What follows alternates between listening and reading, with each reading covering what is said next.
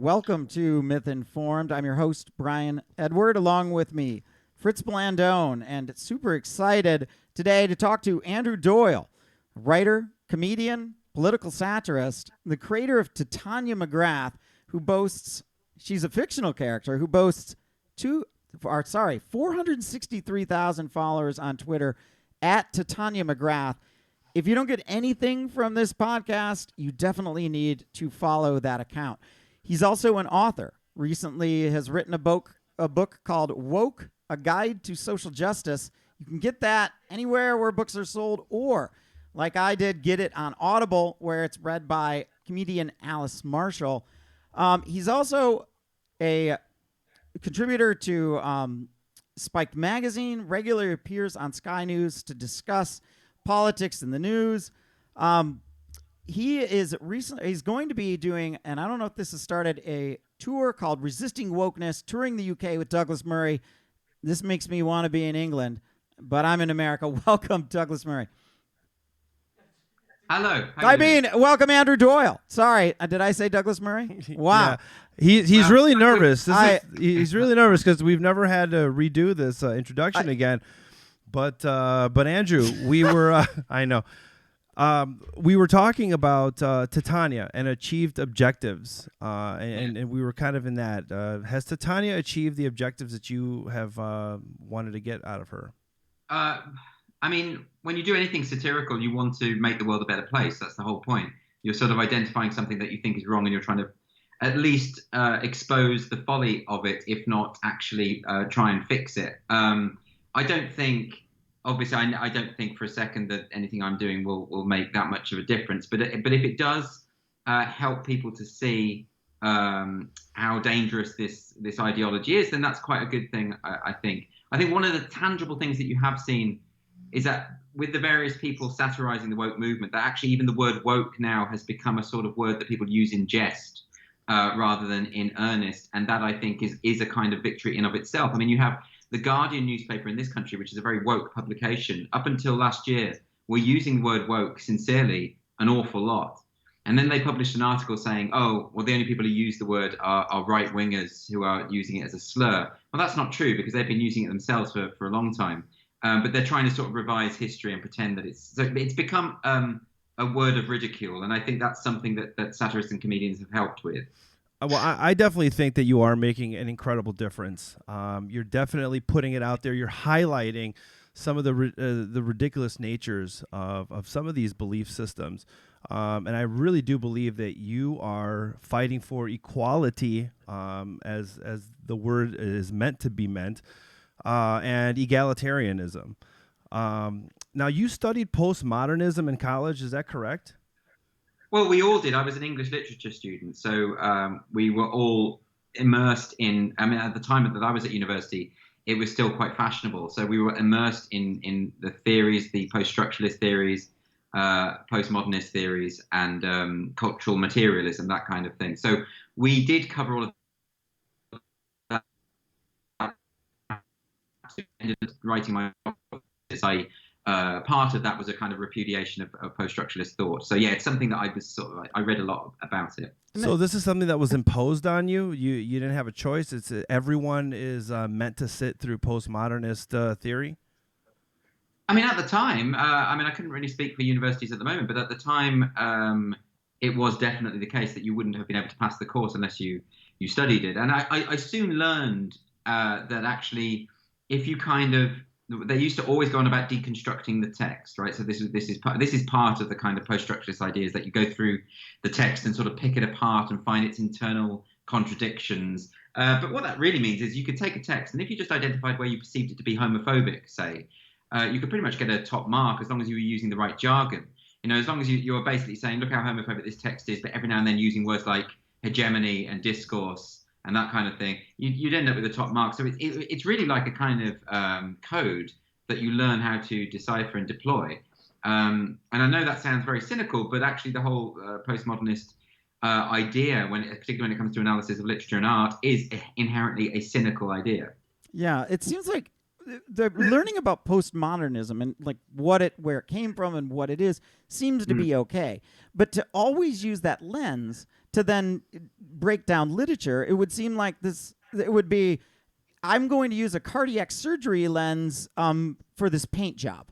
That's it. It's an absolutist approach, and it's also commits an awful act of cultural vandalism. I mean, if you're pulling apart these texts and these items of beauty, artwork, and trying to problematize such things, then it shows firstly a complete disregard for the power of art, but also I think a complete misunderstanding of what it is. So I think it's damaging and destructive, and it's very easy to tear things apart, even if you write about it and do so in such an obfuscating way.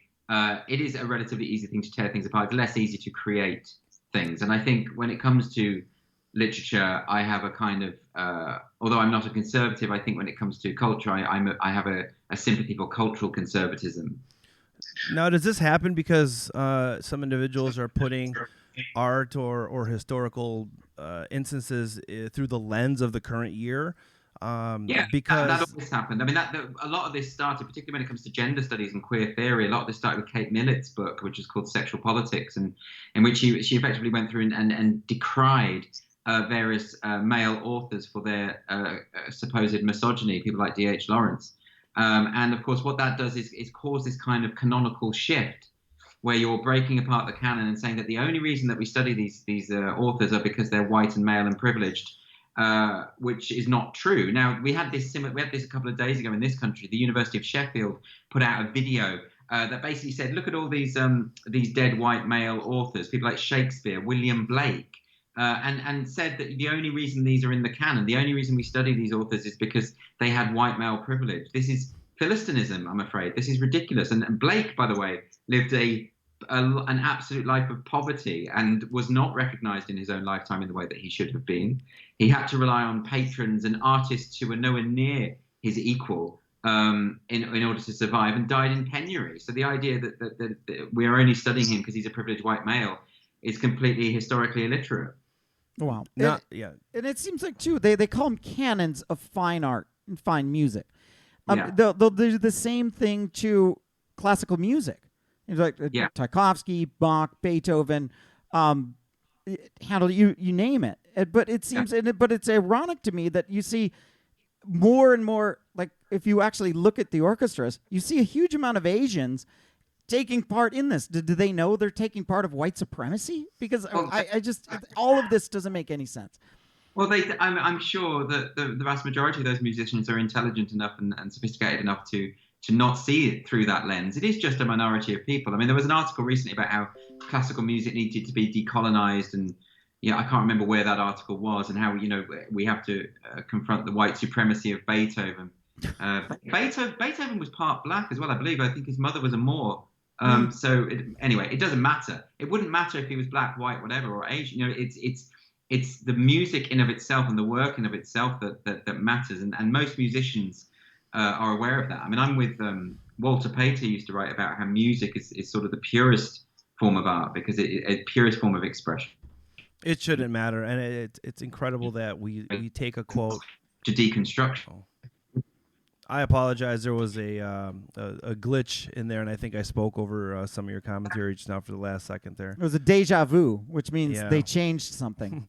Yeah, but when we look, I mean, this is in the United States here. February is Black History Month, and when we look at Martin Luther King saying, "Judge me by the content of my character, not the color of my skin," it's completely opposite to what we're seeing to the woke movement. It's very sad. And he'd be considered racist today, right? I mean, isn't he getting backlash now? Like, kind of like we're putting the current lens onto his moment in time. Well, I think MLK seems to be unassailable. What I see happening is, instead of them focusing on, that race, his colorblind strategy, right, and focus on character, not race. Instead, they're focusing on his more socialist or Marxist economic outlook. So that way, you can't assault him. You just start to prop up the things that weren't uniting, right? Yeah, sure, exactly. And I think, and that I Have a Dream speech is a particular problem for the woke movement, because it flies in the face of everything that they believe. And so, of course, you will have a lot of people saying, well, you need to read a lot more of what Martin Luther King said, which maybe sort of problematizes that speech. Well, it doesn't actually, because the sentiment within that speech stands on its own 2 feet. You know, that it is such a humanitarian, beautiful idea. And I think for those of us who care about tackling racism, it is a touchstone. You know, that principle, whether he'd said it or not, even the principle, I mean, he did as it happens, but the principle of treating everybody the same, it's such a fundamental aspect to what I believe and what anyone who believes in liberal values thinks. So, you know, we've got to hold on to that and not have people try and undermine it through casuistry, which is what they do, and it really bothers me because it's such a wonderful idea. Speaking of that, do you still see yourself as being on the left? Because hearing your conversations, your many conversations, you come off across as a compassionate individual, an individual that cares about others, wants to have others feel included and supported. But do you feel like you're being pushed out of the left? I mean, there are a lot of really wonderful people who consider themselves on the left, and there are unfortunately a minority of very toxic individuals on the left. And my feeling is, I mean, they're the ones that sort of attack me online on Twitter and things, and also the far right who also have a real issue with me. So, which is fine. I don't mind that I'm annoying people on the extremes. I think the fact that I am is probably a very good sign. But I do think that in order for the left to have any kind of prominence again, which I don't think it does at the moment, it needs to root out this woke ideology because it's anti-humanitarian, it's anti-humanity, and it's anti-equality, and it's anti-freedom. It is essentially illiberal. So do I consider myself on the left? Yes, I do, and I don't like the idea of you know, this small group of people co-opting it and getting to redefine everything. I don't think we should give them that power. They don't deserve it. There are some really wonderful ideas from left-wing thought and the history of left-wing thought, as there are from the history of conservative thought. And I think we need a more sensible, nuanced approach to various issues where we consider all perspectives and maybe we refine our own. I mean, I'm not right about everything, I'm absolutely sure. And, you know, we can learn a lot from great left-wing thinkers and great conservative thinkers alike. How do you? Why isn't there more pushback, or why has it gotten a hold? Some people would say this is projection. That they may have felt racist at one point, so now they're going to push racism and how they felt on everybody else. Is there any truth to that? I'm not a mind reader, so I don't know. I wish I had that sort of telepathic power. I absolutely have no idea why people think the things they think. All I can address is what they say, and that's all you can do, honestly. I think if you start trying to intuit the motive of someone else, then you end up in this game where everyone is just mischaracterizing everyone else. So I think just if we can address the weaknesses at the heart of the arguments that are being presented, and there are myriad weaknesses when it comes to this, internal contradictions. It does not make sense as an ideology even of itself. You know, it actually undermines everything that it purports to stand for. The woke movement is making our culture more racist when it claims to oppose racism, right? So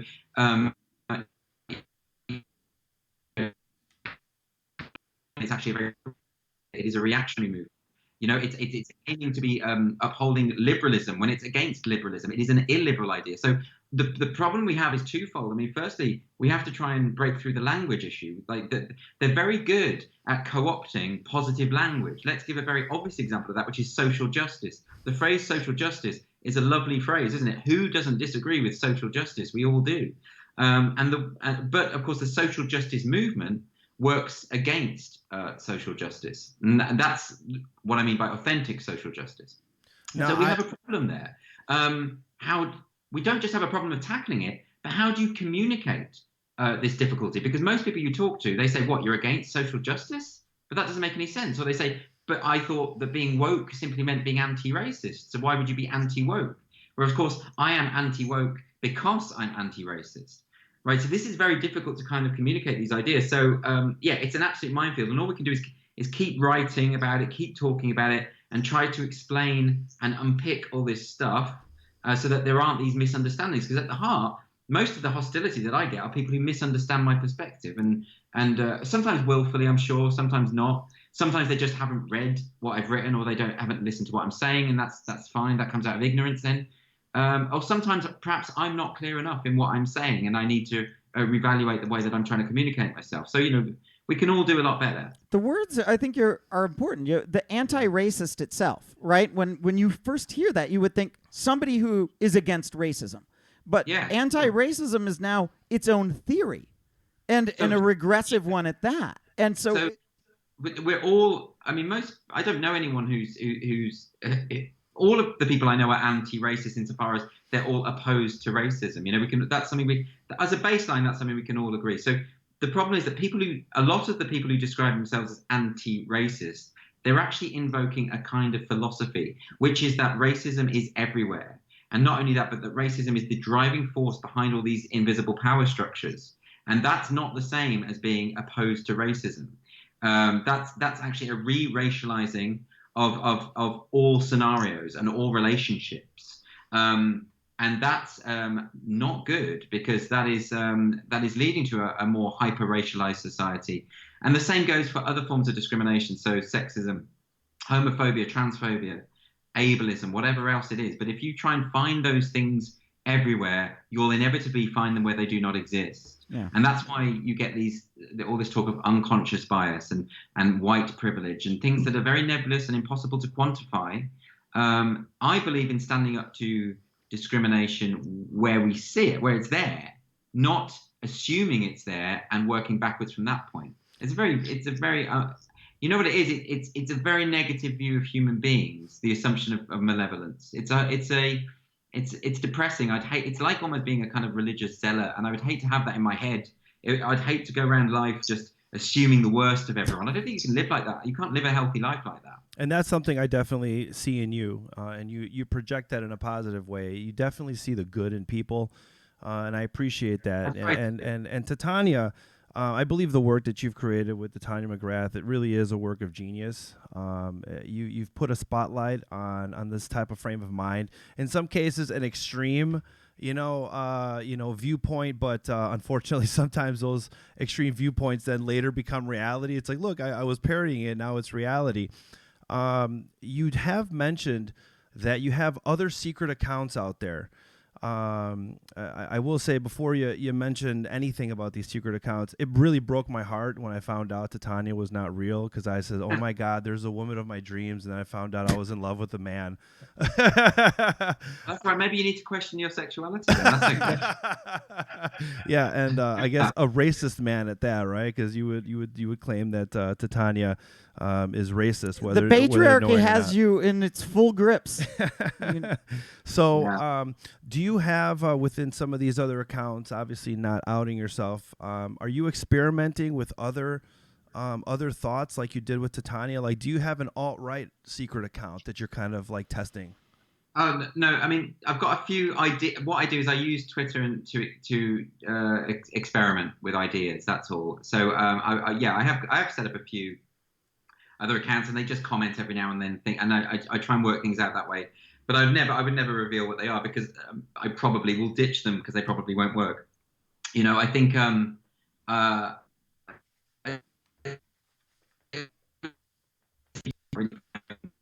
as a kind of experiment, a kind of my own entertainment. So that's what I do. And thank you for your kind words. As you know, that compliments, I don't enjoy them. So but thank you anyway. It's very kind of you. I'm glad you enjoy the account. I'm not going to. I can't tell you more about the other things I'm doing because they're not fully formed, basically. Okay. No, well, I totally respect that. I'm just, I guess I'm saying that I think you have an ability to see viewpoints. I think you're very knowledgeable with culture and different ideas, and I think that if you did want to consider going down a certain path to test out, like you have with Titania, I think that would be a very interesting research project for yourself. That's it. It's that thing of the reason I'm doing it is it's to try and understand other people's perspectives. One of the accounts has a couple of times attacked Titania, for instance. So it's trying to think the way that the other people think, people that you don't necessarily know. That's really what it's about. I look forward to that book. Now you have another book coming out, a children's book. Yeah. So that is called My First Little Book of Intersectional Activism, which is aimed at sort of like anywhere between 6 months and 6 years, young children. 6 months. So we'll see. I mean, that I'm still actually. I mean, I have finished it, but I'm currently refining it. Like I've just added a new chapter. There's the structure of it is that Titania goes through all the sort of woke role models, right? So people like Brie Larson, Emmeline Pankhurst, Stalin. I've just written a chapter on Stalin. So all the people she absolutely admires throughout history as being these incredibly woke people, and it follows that structure quite deliberately because there's a book called Goodnight Stories for Rebel Girls, which is 100 sort of feminist icons from the past, which the author goes through and really does kind of really idolize them and glosses over some of their more difficult areas, let's say. But it's fine. It's for kids, so you wouldn't expect something in depth. But it's a sort of satire of that. But I'm really interested in all these woke children's books because there's so many of them now, and they sell so well, and they're flagrant indoctrination. Yeah. They really are. So I find them funny, really, and also a bit pernicious. So I think so I thought that she would write a book. Also, I didn't want to write a second book like the last one. I wanted to do something different. So that's why I've done it this way. Maybe you could have J.K. Rowling do the Audible now that she's a racist. So maybe she'll. I mean, it was so sad, wasn't it, that they all turned on her? I mean, she didn't do anything really at all. And the thing is that both sides, there's a real sense of Schadenfreude, isn't there, from people who see themselves as libertarian and the very the people who oppose the woke movement, because she's been so part of it, sort of retrospectively deciding characters are gay and things like that. So she's been quite a woke role model now. And of course, they always go after their own eventually. And I'm a bit uncomfortable with all the Schadenfreude about that. Like, I think ultimately, whatever she said in the past, it's really not good that she said this thing, which was actually quite a courageous thing to say in the current climate, and to have her dogpiled. And I think ultimately, wouldn't it be great if we just restored some kind of adult discourse? I feel like we live in a kind of infantilized culture now, and that has come about through social media. And I get involved, and I get in these stupid squabbles on Twitter, and I wish I didn't. It's probably not helping. I should learn to, you need to pick your battles, don't you? And if someone's coming at you and they're just behaving like an absolute infant, you should just back away, probably. Yeah, it seems like this is the modern, like the woke scolding on Twitter is the modern version of, say, the Romans dragging Queen Zenobia through Rome in chains. Right, this is a way to lower the status as a queen into like a commoner, and the J.K. Rowling and also Stephen King just getting blasted on social media and then having to beg for forgiveness. Right, exactly. It's like the walk of shame from Game of Thrones, isn't it? It's that moment where she walks through the town naked. It appeals to something really base in our instincts, which is the enjoyment, the thrill we get from seeing someone else squirm. And of course that is there is something innate about that, but it's also something we grow out of, isn't it? I mean, I see that's something that we all did at school. You remember in school at class when the teacher was shouting at a pupil, don't tell me you didn't feel a slight sense of warmth about that, that you were enjoying it. Children do.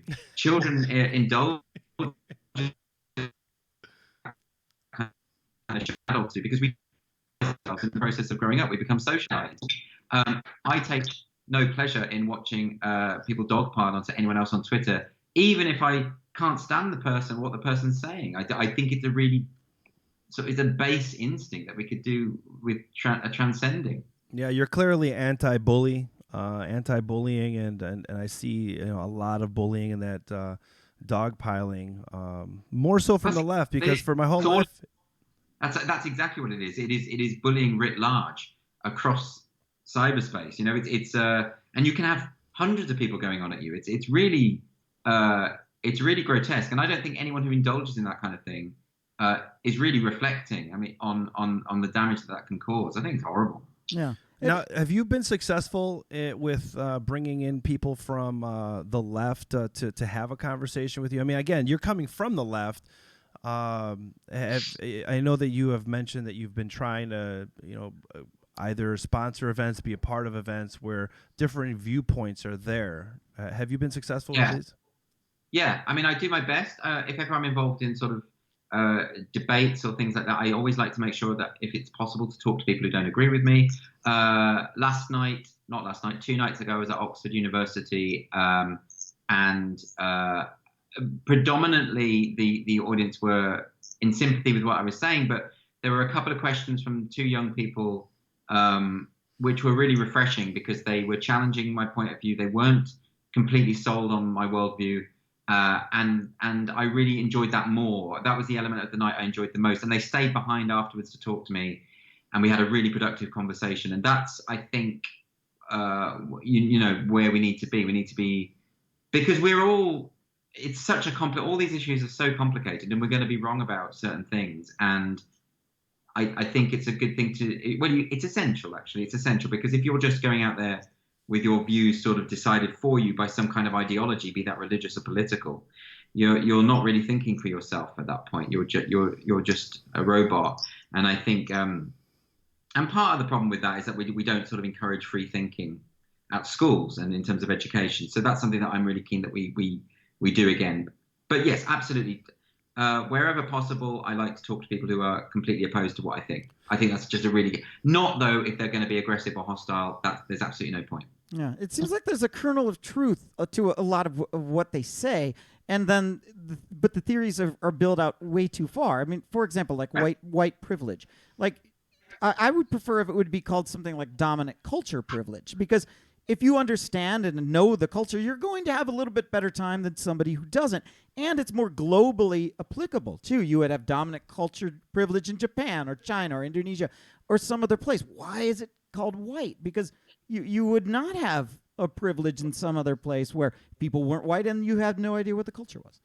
No, exactly. The problem with I understand the principle of white privilege and what they're saying, but the problem is, rhetorically speaking, and by that I mean the literal meaning of the word rhetoric, which is to do with the art of persuasion.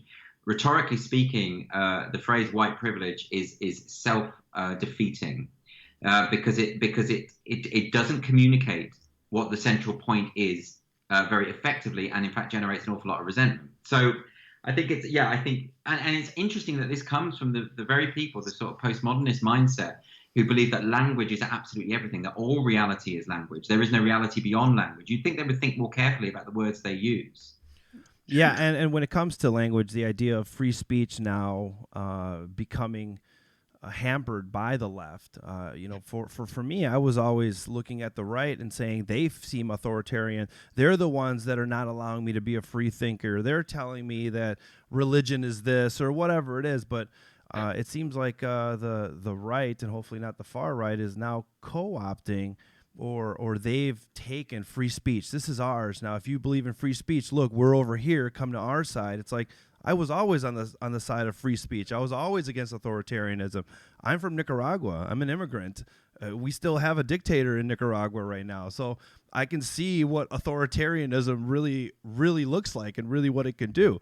And now I'm like kind of like eating my own now. It's like, okay, what's my side doing? I'm like alone on an island. Isn't it depressing that there are so many now on the left who believe that free speech is a problem? And the reason they do is because it stems from this postmodernist idea that they're investing so much power in language, more power than I mean, I'm not saying that language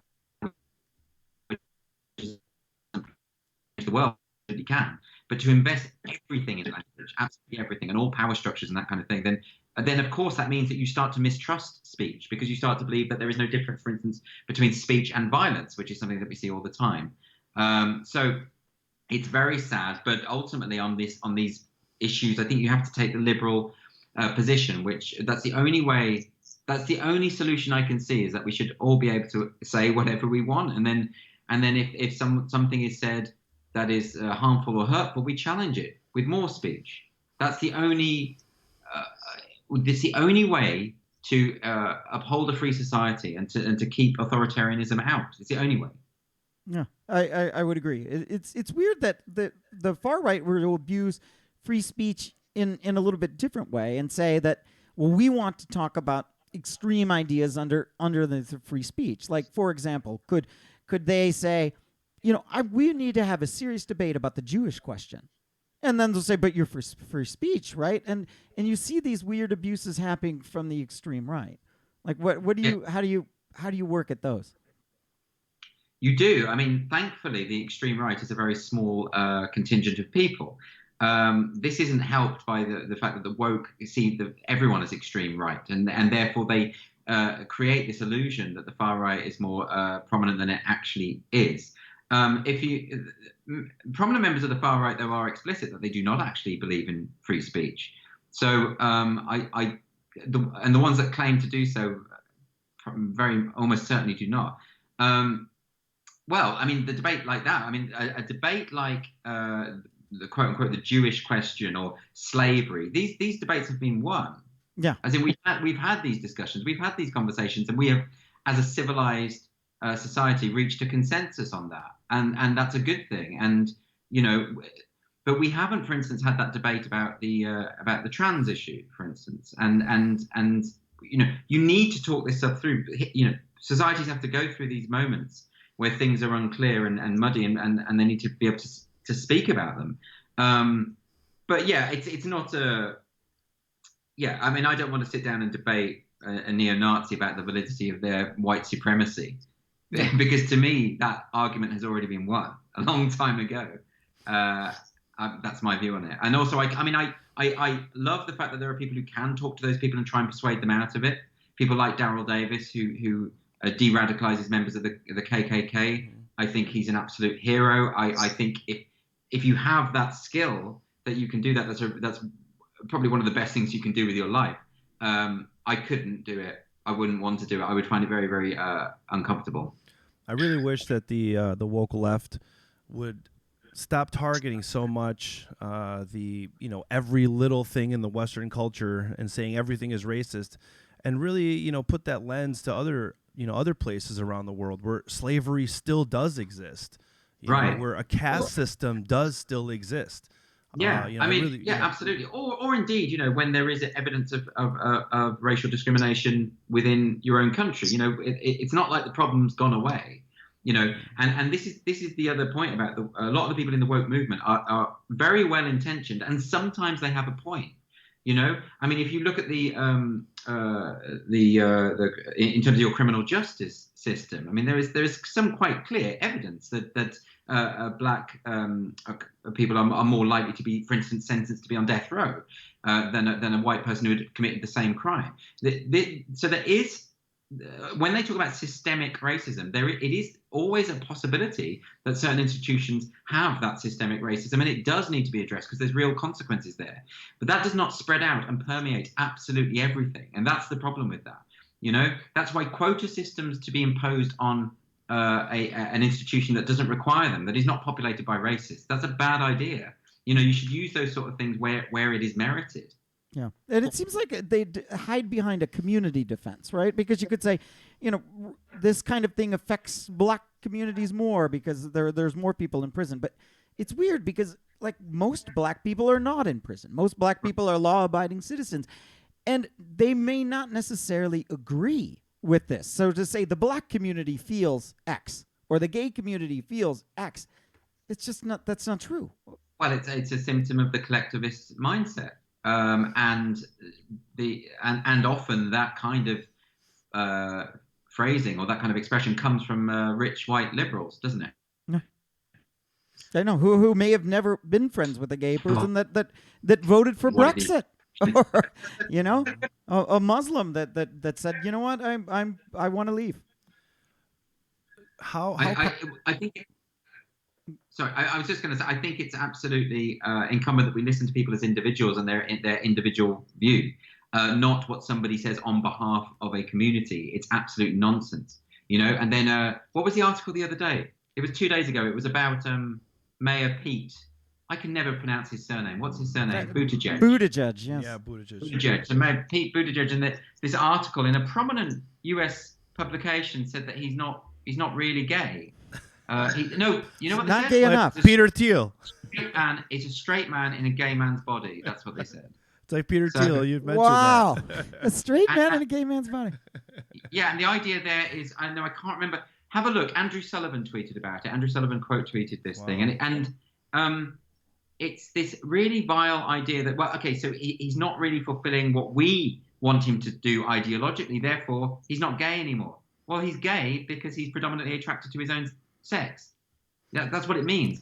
So when you have these things like gayness and whiteness and whatever, not to do with the individual, but to do with this kind of more political ideology, they become politicized. You end up with this situation where everyone is banded together in the same demographic. No other gay person can speak for another gay person. They can only speak for themselves. Yeah. This is the idea of queering, right? They want him to queer the office. Yeah, well, queering goes way back to that's part of that post-structuralist idea. There's a whole sort of branch of post-structuralism called queer theory, which derives from Foucault.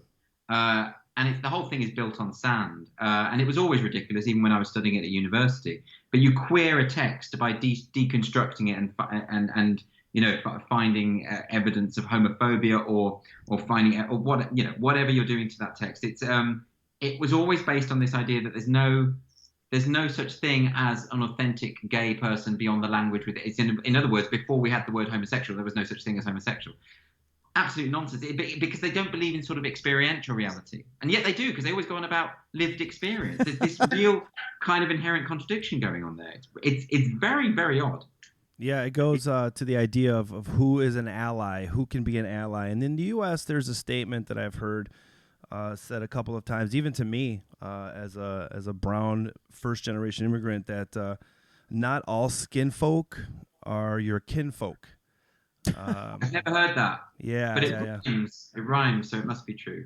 Yeah, for sure. And how I want to ask, before we speak of the event that you're going to be participating in as we get to our close, how comfortable do you feel living in Britain right now, in your homeland, with free speech, slowly being trampled on and police arresting people to check their thinking? That seems very Perhaps scary. You're trying to get me. him to move here, aren't you? I kind of am. I want Titania to move here, but there are all sorts of. I don't think it is at crisis point. I think what it is that we have to be vigilant whenever we see these sort of authoritarian measures coming in. I'm not at all nervous about living here, because I think we can still win this battle, and I think it will take the government to do something about these draconian speech laws that we have. But we are making progress. I mean, the example that you gave was the case of Harry Miller, who had retweeted a poem, and the police investigated him and visited his place of work because the poem was deemed to be transphobic and offensive. So he took the police to court. It's yesterday or 2 days ago, the judge did in fact rule that it was unlawful for the police to investigate him in that way. That is a very positive step. On the other hand, the judge also ruled that the current hate crime guidelines are to be upheld, and that's a bad thing, because those include non-crime hate incidents. So we do have the police investigating non-crime routinely. I mean, in the last 5 years, they've investigated and recorded 120,000 non-crime hate incidents in the UK. That's not a good situation. That's With a complete waste of 3,000 convictions, I think. I read that with 3,000 convictions for these non-crime hate incidents. 3,000 arrests every year for people who have said offensive things online, and 120,000 investigations of non-crime hate incidents, which may not even be online. So those two statistics are not from the same thing. Okay, so Count Dankula was one such arrest then. Oh, sorry, you cut out there. I would say Count Dankula would be an example of one such of these non-hate crime arrests. Okay. Well, Count Dankula was not arrested for non-crime. Count Dankula's arrest was because he had violated the 2003 Electronic Communications Act. And that's the act that says that if you post anything online that is deemed grossly offensive, that's the phraseology, grossly offensive, that is potentially a criminal offence. And he was found guilty in a court of law for that. Okay. Well, to get since we're getting close to the end of our conversation here, I do want to mention that Andrew Doyle will be in Milwaukee for the Better Discourse Conference. Andrew, thank you for participating I can't wait. I've never been to Milwaukee. And for trusting us, with this event. In that panel, the title of your panel is it time to cancel culture? And I know that with your work with Titania, you've been canceled before. Also within that panel is Travis Wester, Jack Posobiec, Taylor Hudak, and moderating that is Melissa Chen, who was just on Joe Rogan, and she did an unbelievable job. Melissa Chen, amazing work. And you were also just on Joe Rogan as well. Yeah, I saw Melissa last week when I was in New York. So, or maybe was it a bit longer than that, about 2 weeks ago. Yeah, she's lovely. She's fantastic and yeah, really smart. I haven't got around to watching her appearance on Joe Rogan yet, but I have no doubt I will. But that sounds like a great panel. That sounds really interesting. I don't really perceive that I have been cancelled as such. I think that because I'm still doing what I want and saying what I want, and I'm in that privileged position where my job does, I don't have a boss, I don't have someone who can fire me as such. I think cancel culture really takes hold from those people whose livelihoods get utterly destroyed for something they've said online. It's really unpleasant. That's right. So I just think it's a good idea to have these conversations. I, in my opinion, and I think kind of what you're doing, and I'm not sure if you agree, but is to just not listen to this. That it's okay to talk about things. The whole stay in your lane. No, you are allowed to talk about poor black communities if you know something about this. I am allowed to talk about LGBT issues if I know something about this, and to just not do this, to not conform, to not self-censor. I think you can talk about those issues even if you don't know anything about it.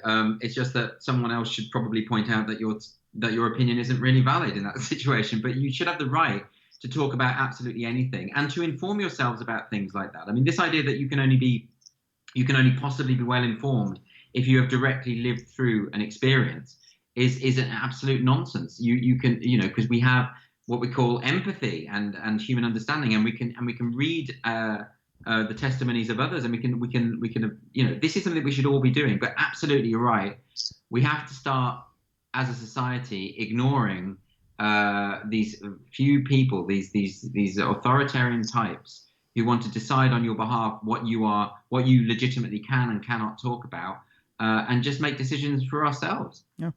And really, that was inspired by my favorite Titania McGrath tweet ever, which was, I have absolutely no desire to impregnate a male, but if I ever change my mind, I won't allow some scientist to tell me that I can't. See, fight the power. In reality or objective reality, does she? So, so yeah, I'm not going to allow the woke to tell me that I can't say this. Again, no, good. So glad to have you on. Great to talk. Sign up, follow Titania McGrath. Get the book, get the audiobook. Buy it's really her good. book. It's a lot of fun to listen to. It makes you think. The slam poetry stuff is great. A Little Boy's Brexit, absolutely hysterical. Why does Theresa May hate us, mummy? Absolutely, you gotta check this stuff out. It's wonderful. Andrew, thanks so much. Thank you. Thank you. That was